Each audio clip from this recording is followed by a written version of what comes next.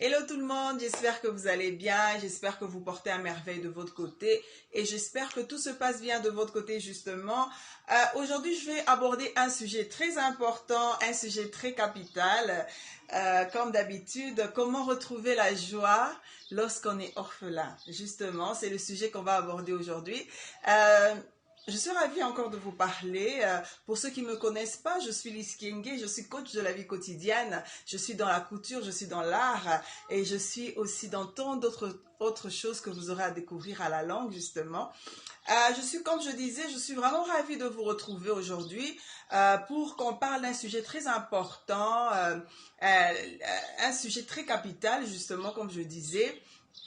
Comment retrouver la joie, comment retrouver la joie de vivre lorsqu'on est orphelin.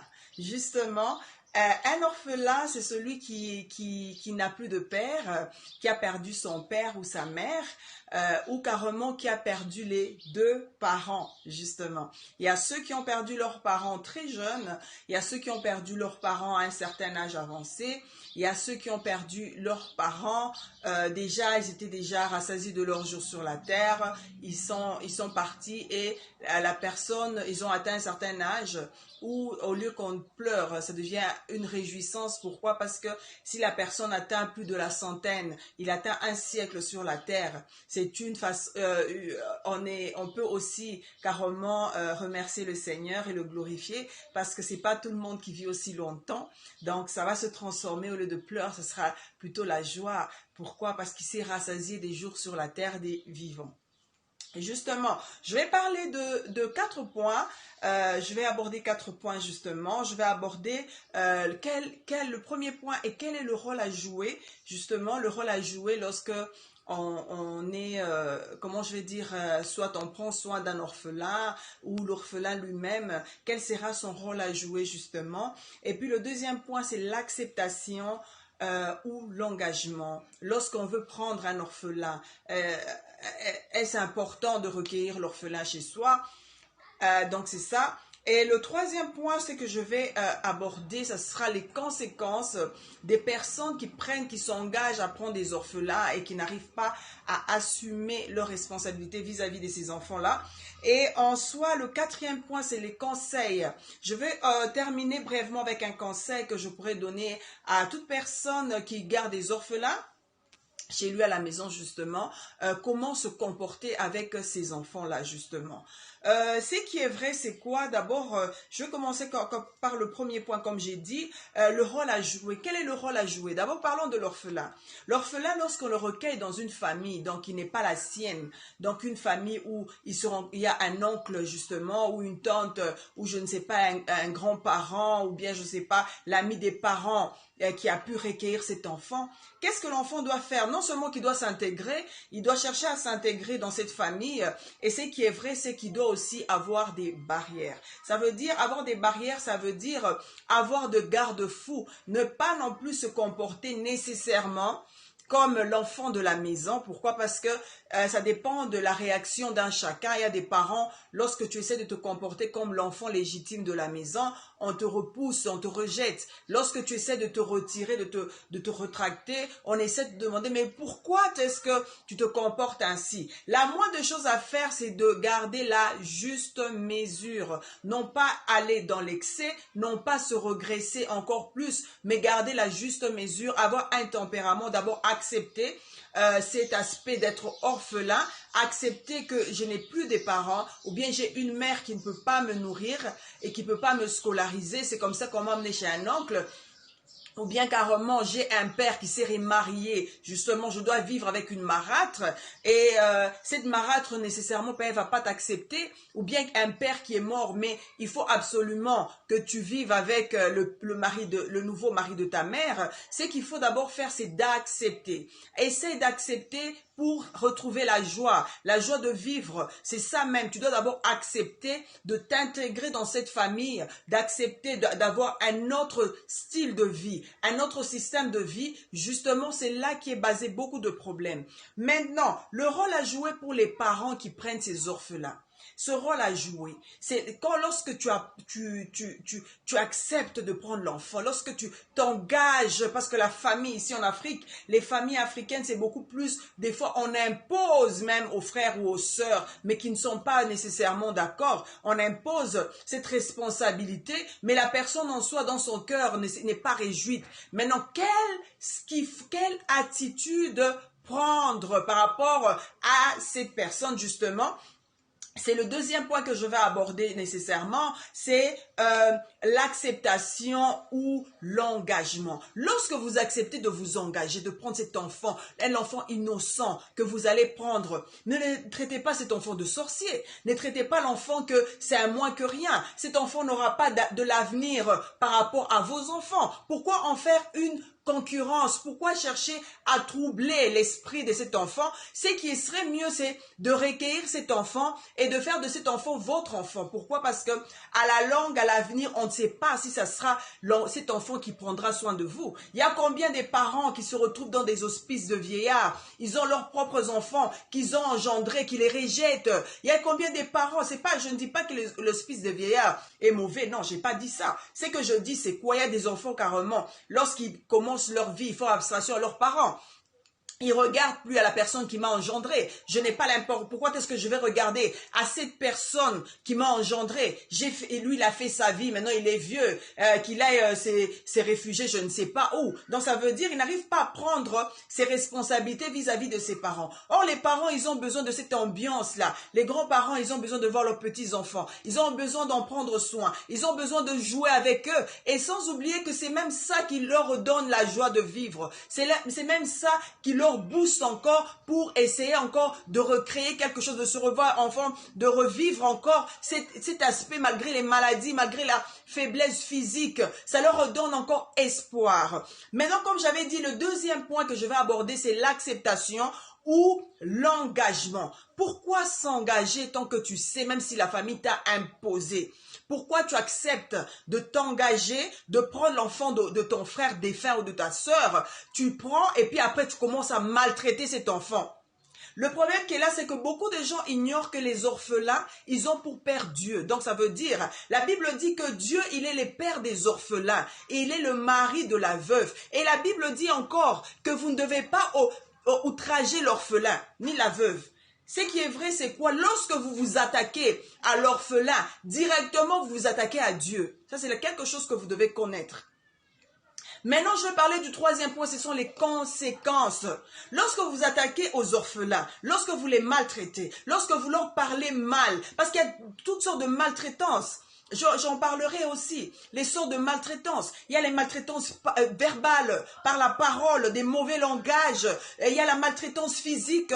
Tu fais travailler cet enfant comme un robot. C'est lui qui prend la charge de ménage de toute ta maison. Celui qui ne doit pas être scolarisé. S'il est scolarisé, mais il doit se réveiller plus tôt que les autres pour faire le ménage de la maison. Imaginez-vous un peu le calvaire si vous maltraitez ces enfants-là.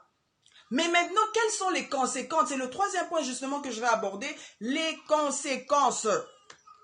Non seulement que vous aurez des problèmes avec Dieu, non seulement que vous aurez des problèmes avec Dieu, mais par contre, vous allez attirer de la malédiction sur vos propres enfants, sur votre progéniture. Vous allez attirer la malédiction de Dieu sur votre progéniture. Donc ça veut dire, si toi ta vie était bonne, tu avais la richesse, tu avais l'argent, tu marchais sur l'or, sur l'argent, tu vas te rendre compte qu'à la longue, non seulement peut-être que Dieu te frappera, mais peut-être qu'il frappera aussi tes enfants. Donc ça veut dire, tes enfants vont récolter le mal que toi tu as fait. C'est comme ça même à l'église, on nous demande de prier, même dans la parole de Dieu, c'est bien clair et net. On nous demande de prier pour sortir, là où la Bible parle que nos parents, ils ont mangé les fruits verts et nous, on mange les fruits amers. C'est pour dire quoi? C'est pour dire que ces parents-là qui ennuient à la vie de ces pauvres orphelins, ils sont en train, il y aura des répercussions sur la vie de leurs propres enfants. Donc ça veut dire, tout ce qu'il avait manigancé dans le cœur, parce que la Bible dit que de l'abondance du cœur que la bouche parle. Donc ça veut dire, avant de parler, d'ouvrir ta bouche, tu as eu à réfléchir pour injurer cet enfant, tu as eu à formuler certains mauvais propos, certaines mauvaises choses que tu as eu à manigancer dans ton cœur. Et après, en soi, maintenant, tu dois refléter ça. Donc ça devient comme un rejet, que tu es en train de rejeter comme un venin. sur cet enfant-là, sache que ça aura des répercussions sur la vie de tes enfants. Et si tu ne fais pas attention, que tu ne pries pas bien, ça aura des répercussions même sur la vie de tes petits-enfants, jusqu'à la 4e ou la 1e génération. Donc ça veut dire, soyons quand même sérieux. Lorsqu'on prend des engagements, ne le prenons pas pour les hommes. Prenons d'abord un engagement par rapport au Seigneur, par rapport à Dieu, notre Créateur. En soi, après maintenant, tu pourras prendre l'engagement par rapport à ta personne, parce que tu sauras assumer cette responsabilité. Après ça, tu pourras maintenant prendre l'engagement vis-à-vis à la personne qui t'a donné cet enfant-là. Donc c'est ça. Le 4e point que moi je voudrais aborder est le conseil, comme j'ai dit. Le 4e point, c'est le conseil. Comment essayer de redevenir humain. Donc ça veut dire avoir cet esprit de compassion. Si aujourd'hui nous devons hériter du royaume des cieux pour nous les chrétiens, c'est que Jésus-Christ, il a eu cette compassion pour nous. Parce que lorsqu'on lui demandait au ciel qui va ouvrir le 7e sceau, il n'y avait personne, même pas les anges, même pas les archanges, même pas les 24 vieillards. Mais seul Jésus-Christ, il s'est porté garant pour mourir à la croix pour nous. Donc ça veut dire, c'est pour te dire quelque part qu'il s'est fait sacrifice. Quelque part pour te dire d'abord, il a eu la compassion pour nous. Donc ça veut dire, malgré nos péchés, nos transgressions, il a fait abstraction à ça. Il s'est dit, non, je préfère que moi, qu'on me tue, que mon sang, à chaque fois que ces gens vont implorer mon sang, ils vont implorer le pardon. Son sang vient effacer nos péchés. Ce qui est vrai, c'est quoi? En parlant des orphelins, lorsque tu as compassion pour ces enfants, tu verras que ça viendra automatiquement. C'est automatique. Tu n'auras pas à forcer quoi que ce soit. Lorsque tes enfants chercheront à maltraiter ces orphelins, toi en tant que mère, en tant que père, tu dois intervenir. Dire à la personne qui veut faire ça, ton enfant, tu lui dis, tu vas t'attirer la malédiction sur ta vie. Arrête ça. Si les parents, il y a des parents qui sont gentils, qui traitent bien les orphelins. Mais par contre, ce sont les enfants qui sont mauvais. Il y a des marâtres, lorsque les enfants perdent leur mère, la marâtre vient commencer à maltraiter les enfants. Il y a aussi des hommes, lorsqu'ils prennent la responsabilité, non, moi j'aime cette femme, je vais prendre la responsabilité de ses enfants. Mais quand ils se rendent compte maintenant, ils commencent à essayer de diviser la femme de ses enfants. Oh non, ça moi je n'aime pas. Tes enfants là me cassent les os dans la maison. Si tu acceptes les enfants, sache que ces enfants casseront toujours quelque chose. Parce que même nous en tant que parents, avec nos propres enfants, ils nous cassent toujours des histoires dans la maison. C'est pas pour autant que tu vas tuer ton enfant. C'est pas pour autant que tu vas allumer le feu et prendre ton enfant, le jeter dans ce feu-là. Non. Ça, c'est le conseil. Le conseil que je pourrais donner à toute personne. Ça veut dire, lorsque vous prenez l'engagement de prendre cet enfant, vous devez redonner à cet enfant le sourire. Vous devez redonner à cet enfant la joie de vivre. C'est comme ça que j'ai écrit, j'ai dit, comment retrouver la joie de vivre lorsqu'on est orphelin. Mais non seulement ça, tu peux être âgé, tu as dépassé l'âge, tu as terminé tes études, tu t'es marié, ou bien carrément toi, tu vas te marier. Espère en l'Éternel, parce que la Bible dit que c'est lui le père des orphelins. Ne regarde pas à ton oncle ou à ta tante, mais regarde vers tes yeux, sois fixé vers le Seigneur. Donc ça veut dire, chaque fois essaie de lui rappeler, toi qui es le père des orphelins, je n'ai pas l'argent pour payer à l'école. Est-ce que tu peux pouvoir qu'elle touche les cœurs de quelqu'un qui pourra m'aider pour que je termine mes études? Donc ça veut dire garder cette joie. Et lorsque tu sais que tu as pour Père Dieu, je pense que tu vas garder la joie. Tu vas toujours garder ton sourire. Tu vas toujours garder ton espérance. Parce que la Bible dit qu'il y a de l'espérance pour tous ceux qui vivent encore. Donc c'est que je vais dire à une personne, ne t'abatte pas.